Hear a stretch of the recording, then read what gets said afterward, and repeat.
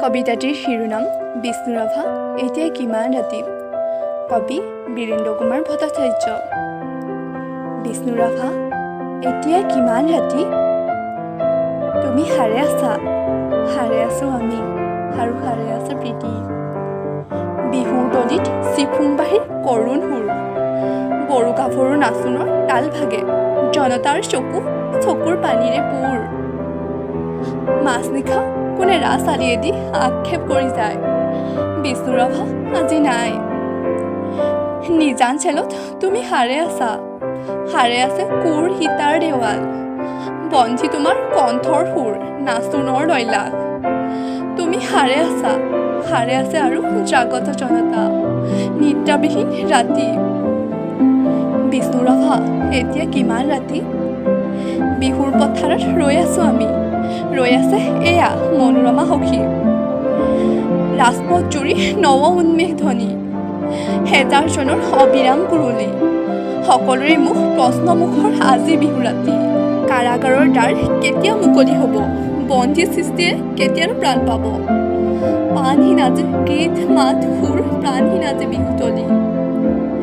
বন্দী শিল্পীৰ বেদনাত জাগে ৰঙা জীৱনৰ উন্মোদনা, সঁচা আবেগৰ ৰোল। মাজনিশা কোনে মৰিশালী জুৰি চিঞৰি উঠে, কল্লোল বন্ধু জীৱনৰ কল্লোল। দাস কেপিটেলৰ 11 পৃষ্ঠা বাকী।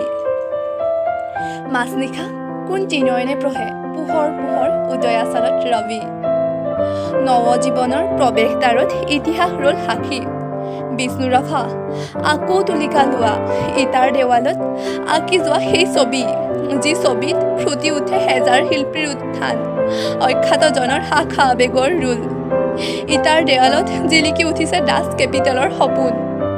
শেষ নিশা কোনে ৰাজপথেদি ৰিঙিয়াই কৈ যায়, অখ্যাতজনৰ ৰোল লাগি হ'ল হেঙুল হাইতল ৰঙা। তুমি সাৰে আছা, আৰু সাৰে আছে তোমাৰ তুলিকা জীৱনৰ চিৰসখী।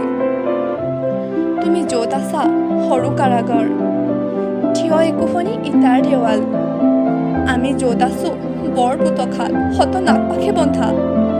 তোমাৰে আমাৰে বিহু সন্মিলন হ'বলৈ বেলি নাই, হিয়া হালধিৰে দেহ মন ধুই আমি গোট খাম ন জীৱনৰ পুৱা।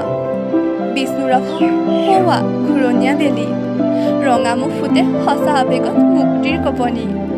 শেষ নিশা সেয়া অখ্যাতজনৰ সমাদল সমাগত, সমস্বৰে ফুটে পোহৰ পোহৰ জীৱনৰ জয়ধ্বনি।